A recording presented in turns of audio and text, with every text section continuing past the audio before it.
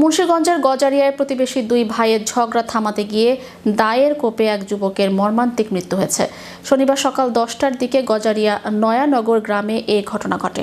নিহত যুবকের নাম জান্নাত হোসেন। তিনি নয়ানগর গ্রামের আব্দুল হকের ছেলে। প্রত্যক্ষদর্শীরা জানান, নয়ানগর গ্রামের বাসিন্দা শাহিন রানীর দুই ছেলে তারেক ও রিয়াদের মধ্যে ঝগড়া চলছিল। এ সময় প্রতিবেশী জান্নাত হোসেন পরিস্থিতি শান্ত করতে এগিয়ে যান। ঝগড়ার এক পর্যায়ে রিয়াদ তার হাতে থাকা ধারালো দা দিয়ে ভাই তারেককে লক্ষ্য করে কোপ দিতে গেলে তার জান্নাত হোসেনের শরীরে লাগে।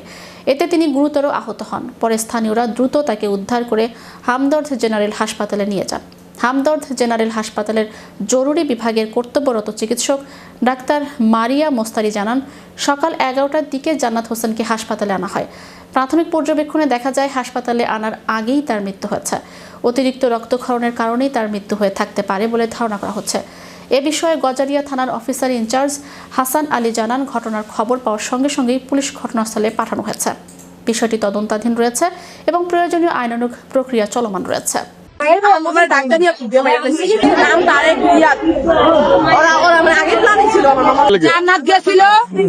মারামারি এরা দুই মেয়ে লাগছে মিলে আমগুলোকে দীর্ঘদিন ধরে সমস্যা চলতেছে। এর মাধ্যমে অনেকদিন ধরে ঝামেলা চলতেছে।